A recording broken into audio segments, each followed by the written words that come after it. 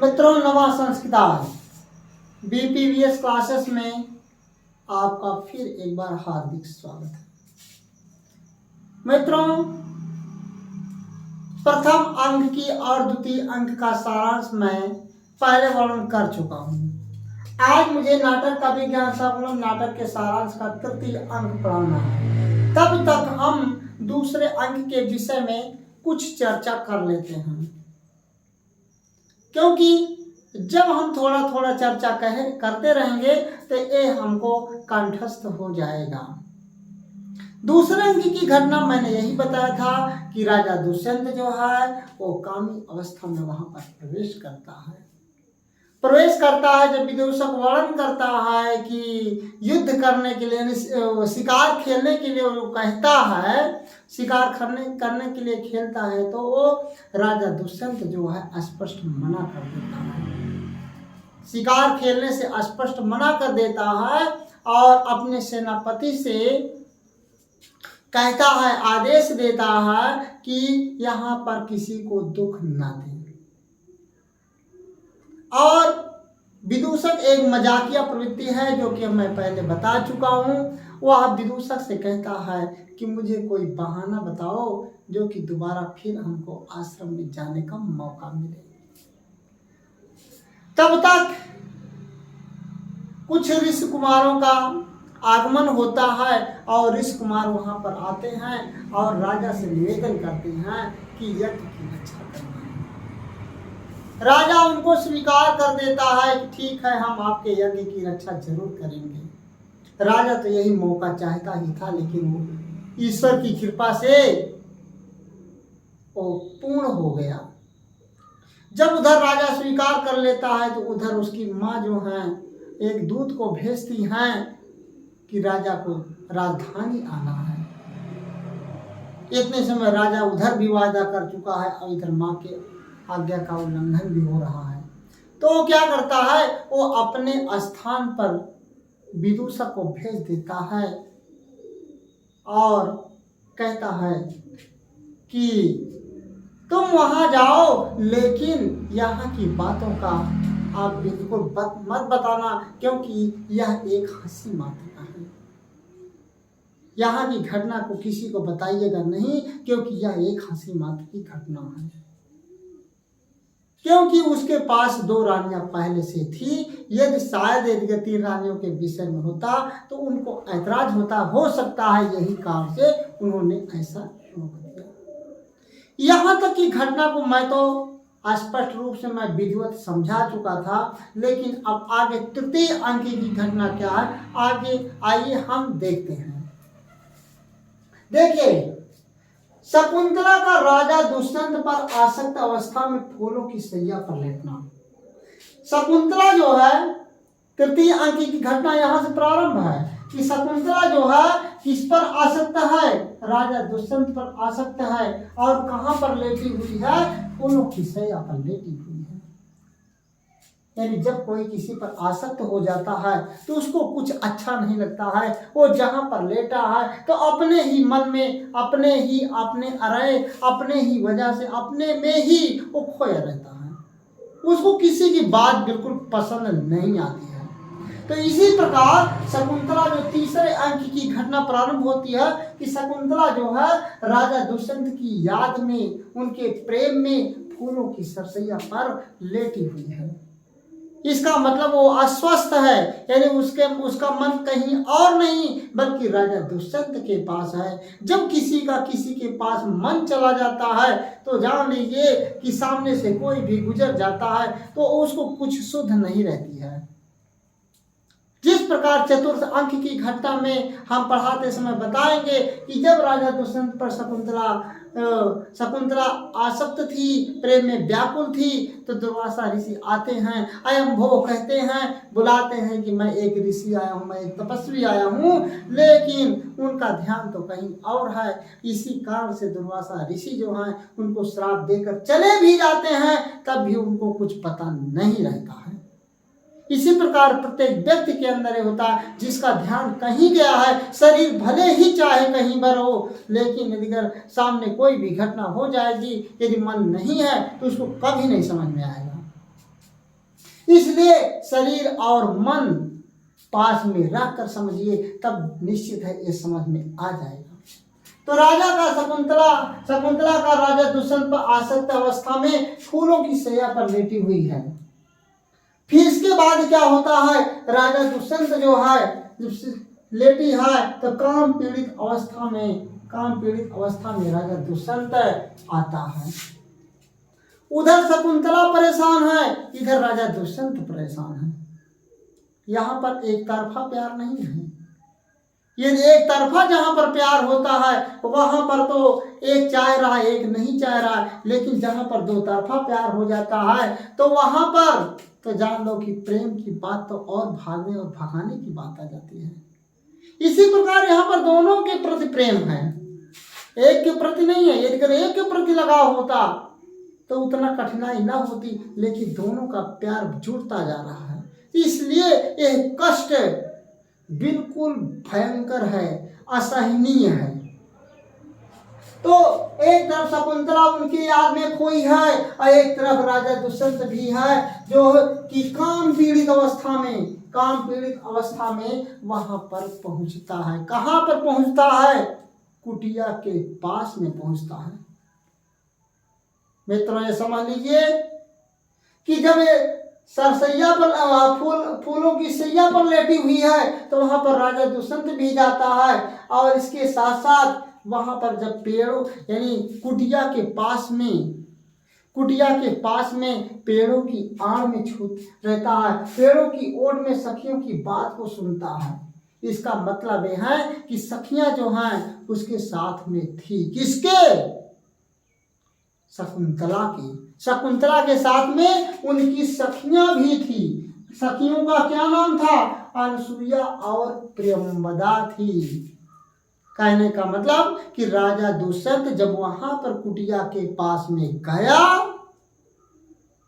और वहां पर पास में कहीं पेड़ के ओट में खड़ा हुआ था, छिपा हुआ था, तो वहां अंदर जो शकुंतला है फूलों की सैया पर लेटी हुई है, अस्वस्थ है, तो वहां पर दोनों सखियां भी थी। तो उनकी बात को पेड़ों की ओट से, क्योंकि पेड़ की ओट में खड़ा है, उसकी ओट से सखियों की बात को सुनता है। क्या? कि शकुंतला आसक्त है।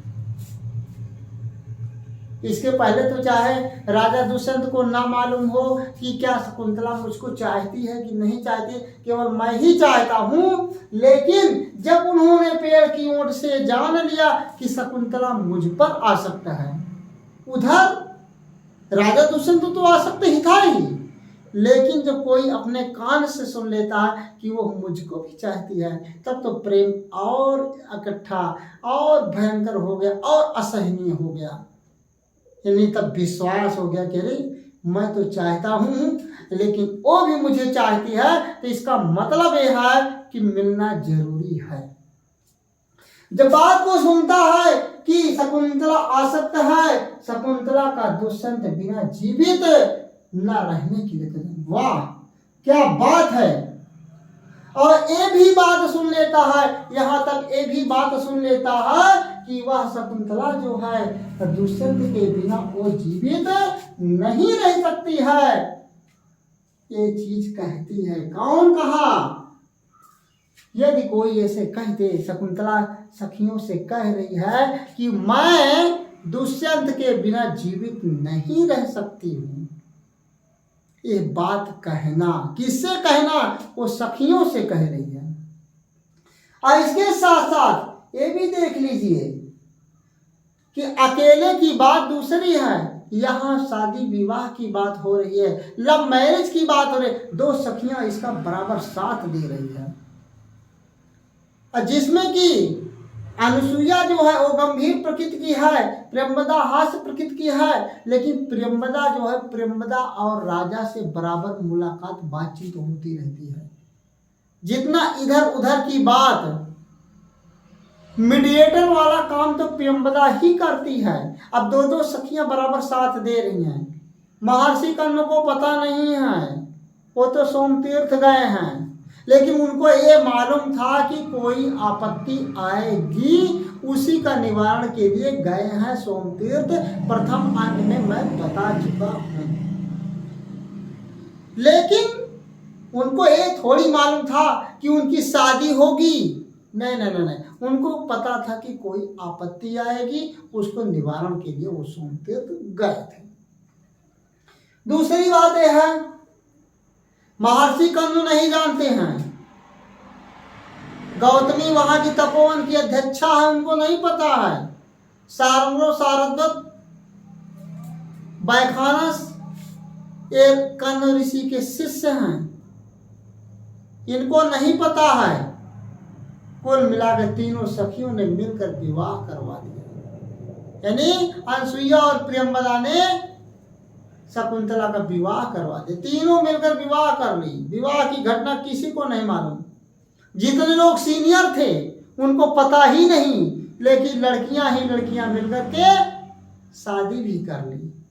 तो जब कहती है कि वो रहने के लिए, यानी शकुंतला दुष्यंत के बिना जीवित नहीं रहेगी, तो कहा, तब वो राजा को और विश्वास हो गया।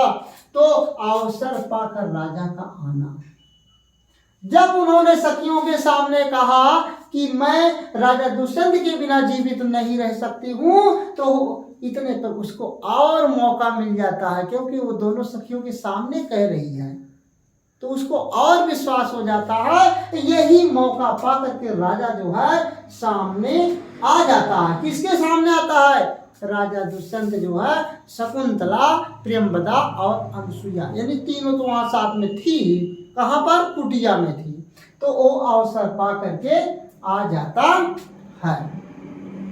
इसके बाद प्रेम की घोषणा करना, जब वहां पर आता है और प्रेम की घोषणा करता है, जब प्रेम की घोषणा करेगा, यानी आया और शकुंतला से सीधा कह दिया, प्रेम के लिए कह दिया, लव मैरिज के लिए कह, इंग्लिश में लव मैरिज कहेंगे, हिंदी में गांधर्व विवाह करेंगे। तो राजा और शकुंतला को छोड़कर दोनों सखियां चली जाती हैं। जब देख लिया कि राजा भी यहाँ सामने आ गया है, दोनों सखियां तो चाहती ही हैं कि शादी हो जाए इनकी, अच्छा वर है, राजा है, सम्राटशाली है, सब कुछ ठीक ठाक है। जब ये चाहती ही थी, तो जब राजा वहां पर आता है और आने के बाद प्रेम की घोषणा करता है, तो उतने इसमें दोनों सखियां वहां से उठ करके चली जाती हैं। कहाँ चली जाती हैं? कहाँ चली जाती हैं? यानी कहने का मतलब कि वहां से बाहर चली जाती हैं दोनों सखियां, यानी अनसुईया और प्रियंवदा। उन्होंने मौका और दे दिया, राजा द्वारा गांधर्व विवाह का प्रस्ताव। तब इसी बीच अवसर पाकर राजा जो है गांधर्व विवाह का प्रस्ताव करता है। किससे करता है? शकुंतला से करता है। लेकिन शकुंतला की आनाकानी होती है। आनाकानी का मतलब यह है, यदि कोई व्यक्ति किसी को कहता है, गांधर्व विवाह करने के लिए कहता है, लव मैरिज के लिए कहता है, तो क्या एक ही, भले ही वो आसक्त है, ये भी आसक्त है, इनके ऊपर इनके भी आ सकते हैं इनके ऊपर, लेकिन क्या कोई एक ही बात में वो हाँ कर लेगा? क्या ऐसा संभव है? ऐसा संभव नहीं है। क्यों नहीं है संभव? जहां पर शादी विवाह की बात आ जाती है, लव मैरिज की बात आ जाती है, वहां पर बहुत तरह तरह के दिमाग घूमते हैं। आदमी परेशान रहता है कि पता नहीं बीच में धोखा ना दे दें। मैंने इसमें महाभारत के आदि पर्व से लिया गया है, लेकिन इसी पुस्तक में मैंने यही पढ़ा है, उसमें कहा है, शकुंतला ने स्पष्ट कहा है कि मैं शादी कब करूंगी? जब जो मेरा पुत्र होगा वह उस राज्य का राजा होगा। तब इसी बुक में है, उन्होंने कहा, पहले तो आनाकानी की, विवाह का प्रस्ताव रखा, शकुंतला ने आनाकानी की, लेकिन आनाकानी की तो उसको विश्वास अभी नहीं है, और किसी को विश्वास नहीं होता। भाई लड़के बहुत हैं, वो तो वायदाएं बहुत करते हैं, लेकिन कोई निभाने वाला नहीं होता है। काम जब बिगड़ जाता है तो कोई साथी नहीं होता है।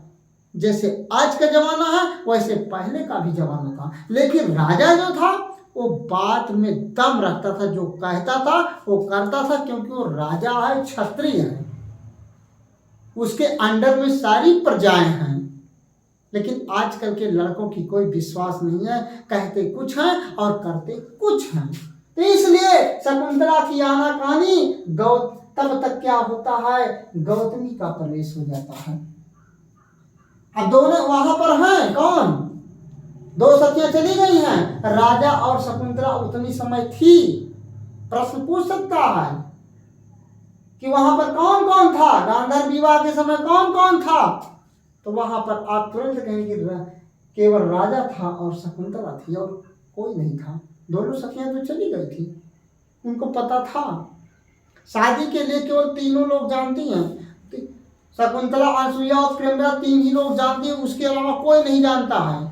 शादी भी हो चुकी है। तो फिर गौतमी का प्रवेश होता है। गौतमी कौन है, तपोवन की अध्यक्षा है, और राजा का वृक्ष की ओट में छिपना।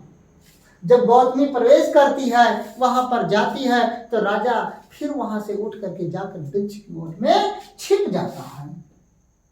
जब वृक्ष की ओट में राजा छिप जाता है, उसके बाद गौतमी जो है शकुंतला को लेकर के चली जाती है। कहां चली जाती है, यानी कुटिया के बाहर लेके चली जाती है। अब इससे स्पष्ट हो गया, जब भाई अस्वस्थ वहां कुटिया में थी, तो इसका मतलब है कि राजा का मिलन कुटिया में ही हुआ, इसके अलावा कहीं नहीं हुआ। और इसके बाद फिर कुटिया को, यानी गौतमी का शकुंतला को लेकर जाना, यानी गौतमी जो है शकुंतला को लेकर चली जाती है और यज्ञ की रक्षा के लिए जाना। कौन जाता है, राजा जाता है। जब उधर उसको शकुंतला को लेकर के गौतमी चली जाती है, तो राजा किस लिए आया था, क्योंकि ऋषि कुमारों ने उनको पहले ही कहा था कि आपको यज्ञ की रक्षा करनी है, इसलिए वहां पर आया था। इसलिए उसको मौका मिल गया था। तो क्या यज्ञ कमरे में नहीं होता है, बल्कि जो यज्ञ होता है कुटिया के कहीं बाहर होता है। अभी तो कुटिया में था।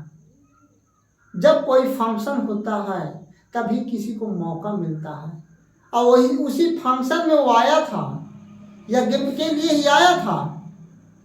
तब उतनी समय यज्ञ स्टार्ट नहीं था, यज्ञ की व्यवस्थाएं हो रही थी। तब वो कुटिया में, वो गांधर विवाह में था। लेकिन उसके बाद जब वो चली जाती है, तो उसके बाद राजा वहां से निकल करके जब ओट के वृक्ष की ओट में छिप गया, छिपने के बाद वहां यज्ञ के पास जाता है। यज्ञ की रक्षा के लिए राजा तुरंत वहां पर प्रवेश करता है। कहां पर, जहां पर यज्ञ होता है वहां पर यज्ञ में प्रवेश करता है। इसके बाद राजा का वहां पर विवाह हो जाता है। राजा के विवाह के लिए कोई जानता नहीं। कौन कौन जानता है, प्रश्न बहुत पूछता है। राजा की जब गांधर्व विवाह, तो केवल दो ही सखियां जानती हैं, अनसुईया और प्रेमदा जानती हैं, इसके अलावा तीसरा कोई नहीं जानता। जैसे आज का समय है, वैसे पहले का भी समय था। जैसे कोई ऐसा कार्य करता है तो कोई किसी न किसी को गिफ्ट देता है। इसी प्रकार जान लो, इसका भी एंगेजमेंट हो गया। अपने यहाँ तो एंगेजमेंट हो गया, लेकिन इनका तो विवाह ही हो गया। विवाह हो गया, गर्भवती भी हो गई है। तीसरे ही अंक की बात है। यदि पूछा जाएगा कि इनका विवाह कब होता है, राजा का विवाह शकुंतला से किस विधि से हुआ, तो आप तुरंत उत्तर देंगे कि गांधर्व विधि से हुआ। राजा का विवाह किस अंक में हुआ, तो आप बताएंगे तृतीय अंक में हुआ। तृतीय अंक में विवाह होता है और चतुर्थ अंक में विदाई होती है। राजा वहां जाते समय, विवाह के बाद राजधानी जाते समय शकुंतला को क्या दिया, तो तुरंत आप बताएंगे अंगूठी दिया। अंगूठी, और अंगूठी जो है अभिज्ञान है, पहचान का चिन्ह है। यही अंगूठी तो ही मुख्य, अंगूठी के कारण ही तो ये सारी घटनाएं घटित हुई। अब देखिए, उधर जब विवाह हो जाता है, उसके बाद राजा का राजधानी जाते समय अंगूठी देना। राजा जो है, उधर शादी हो गई, जब गांधर विवाह हो गया, तो राजा वहां से जाता है। जाते वक्त अपनी उंगली की अंगूठी निकाल करके शकुंतला की उंगली में पहना देता है और ये वायदा करता है कि अंगूठी में जितने अक्षर लिखे हैं उतने दिन बाद हम किसी न किसी को भेज करके राजधानी बुला लेंगे। यह आश्वासन दिया। ठीक, यानी राजा की शादी हो गई। जब राजा शादी कर लिया, गांधर्व विवाह कर लिया तीसरे अंक में, उसके बाद राजा जब जाता है तो अपनी पहचान चिन्ह की अंगूठी शकुंतला के उंगली में पहना देता है और कहता है कि अंगूठी में जितने वर्ण लिखे हैं उतने दिन बाद मैं किसी न किसी को भेज करके उसके बाद में आपको अपने राजधानी बुला लेंगे। इतना आश्वासन देता है। जब इतना आश्वासन दे देता है, इसके बाद ये निश्चिंत हो जाती हैं। कल उसी तीर्थ ही गए हैं और उसके बाद यहाँ से तृतीय अंक की कहानी समाप्त हो जाती है। चौथे अंक की कहानी जब प्रारंभ होगी तो उसके बाद हम फिर मिलेंगे। तब तक के लिए मित्रों नमस्कार।